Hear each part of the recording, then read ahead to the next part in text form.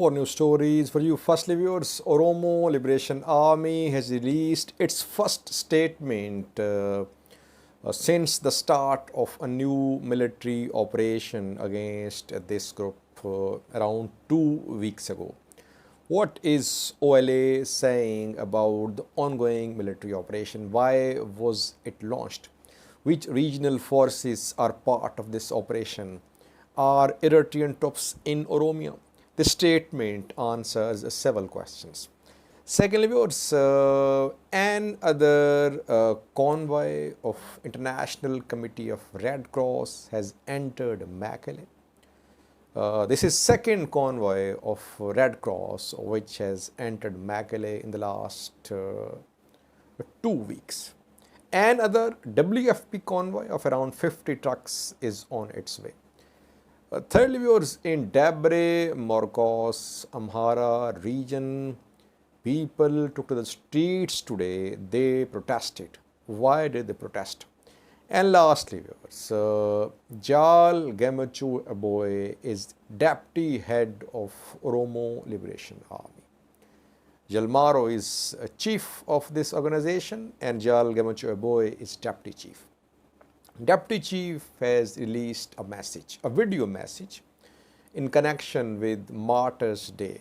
OLA commemorate 15th of April as Martyrs' Day because on this day in 1980 top OLA leaders were killed in Ogaden region. Joel Gamachus Aboy in connection with Martyrs' Day has released a video message. In the message, he is urging Qeerroos, Oromo Qeerroos, to join Oromo Liberation Army. Qeerroos were Jawar's force when Jawar toppled, I would say, EPRDF government. EPRDF government had to go. PM Abiy came to office. Now OLA wants Qeerroos to join. Some other points were also mentioned by Jal Gamachus Aboy in his video message. We'll have a detailed look at his message. Firstly, Oromo Liberation Army has released first written statement since the start of a military operation against this group more than 2 weeks ago, around 2 weeks ago. OLA says, firstly, that it's not the first major decisive final operation against OLA. Such operations called decisive final operations have been conducted in the past as well. So it's not something new. Secondly, it says that the dispute between OLA and government is political, ideological. But government is trying to resolve this problem through a military offensive. OLA says that Prosperity Party of PM Abiy and Amhara leaders, they want a centralized government in Ethiopia with one language, one culture, one identity. But OLA and other groups, they want decentralized democracy with most powers resting with regions. So difference of opinion is political. Disagreement is political, but government wants to settle this issue through military means. Further, OLA says that regional forces have been deployed in this operation, a confirmation. Which regional forces? Firstly, Somali region. Secondly, Sidama. Thirdly, SNNPR. Fourthly, Afar. Fifthly, Amhara regional forces. Sixthly, Amhara militias. These six names are mentioned, that these six forces and militias, they are part of the operation against Oromo Liberation Army. No mention of Eritrean military, that it is deployed in Oromia for this operation. OLA further says that Oromo civilians are being targeted. They are being accused of supporting, backing, financing Oromo Liberation Army. So, in large number, Oromo civilians are being detained, arrested. So, they have become the target of this operation. OLA is urging the government to start talks to that it should not create hatred, polarization among different regions. So it should withdraw regional forces from the borders and from Oromia region. This statement sums up what we have been reporting in the past few days, that regional forces are part of this operation. No confirmation about irritating peasants in Oromia. And so far, government forces have not made major gains in this operation. Secondly, viewers, another convoy of International Committee of Red Cross has entered to Mekele. First convoy entered a few days ago. This is the second convoy of ICRC, not WFP. This convoy is carrying some medicines, some household items, food supplements as well, and some equipment for rehabilitation of an orthopedic department facility in Mekele. Another convoy of WFP trucks with around 47 aid trucks, 3 fuel tankers. It is on its way towards Mekele. It will enter Mekele in coming hours as well, I think. So aid is starting to flow into Tigray. So Tigray was under full blockade. Now at least aid is starting to arrive after some confidence building measures, some counter confidence building measures from Tigray government. Tigray withdrew its forces from Arabati. After that things seem to be improving. Let's see, will the government keep its promise or not? That remains to be seen. Ethiopian government. Thirdly, viewers, protests were seen in Debre Berhan today. People took to the streets. You can see some pictures on your screen. Pictures are from Debre Berhan. Why did people protest there?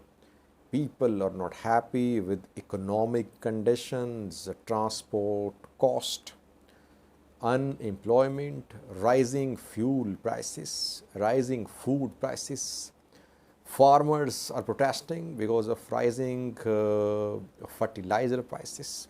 Several things are happening, viewers. Cost of living is becoming very high in Addis Ababa, in Amhara and other parts of Ethiopia. People are not happy. Though we are seeing that across the world, that COVID-19, some conflicts and several other factors have led to economic crisis in several parts of the world. Ethiopia, because of Tigray conflict, because of ongoing drought, and because of some of its policies, is also facing this economic crisis. At least Amhara regional government is permitting the people to protest. It's a sort of catharsis for the people who are under pressure because of economic conditions. So they should be allowed to protest peacefully. It does not create law and order situation if protest is peaceful. Rather, it leads to some pressure upon the governments that they need to improve their governance. Lastly, viewers, Jal Gemachu Aboy is deputy head of Oromo Liberation Army. He has released a statement, a video message in connection with Martyrs' Day. Oromo Liberation Front, Oromo Liberation Army commemorate 15th of April as Martyrs' Day. On this day in 1980, some of their top leaders were killed in Ogaden region. The leaders were on their way to Somalia. Back then, OLF had a political office in Mogadishu, Somalia. So military leaders were on their way to Mogadishu, but they were captured in Ogaden and they were killed there. They were top leaders of OLF. And since then, OLA commemorate this day, 15th of April, as Oromo Martyrs Day. Jal Gamacho Aboy has spoken on the eve of this day. He says that firstly, 8 forces are part of this operation against Oromo Liberation Army, which we explained earlier. Secondly, he says that Oromo diaspora is financially supporting Oromo Liberation Army. He thanked Oromo diaspora members and he urged Oromo diaspora members to work more for highlight the issues faced by Oromos at the hands of government. And lastly, very important point, viewers, he is asking Oromo Qeerroos to join Oromo Liberation Army. Oromo Qeerroos were the force members of Jawar when Jawar launched a campaign against EPRDF government. EPRDF government had to quit because of massive pressure from these Qeerroos. Massive protests were carried out across Oromia back then. Ultimately, EPRDF Prime Minister had to quit. PM Abiy was then, he took charge as the Prime Minister. And we know that Jawar is the leader of Qeerroos. Though PM Abiy's government launched a crackdown against Qeerroos.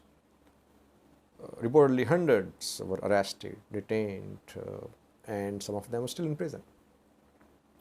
Now OLA wants these Qeerroos to join Oromo Liberation Army. Will they join? Some of them have joined already, but they follow Jawar.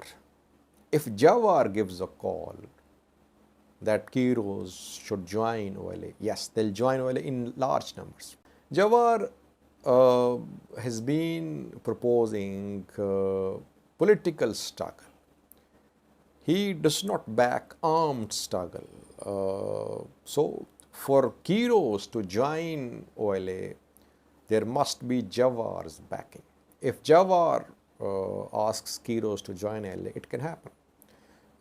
Let's see, will Oromo Qeerroos join OLA at the call of Jal Gamacho Aboy? Thank you for watching.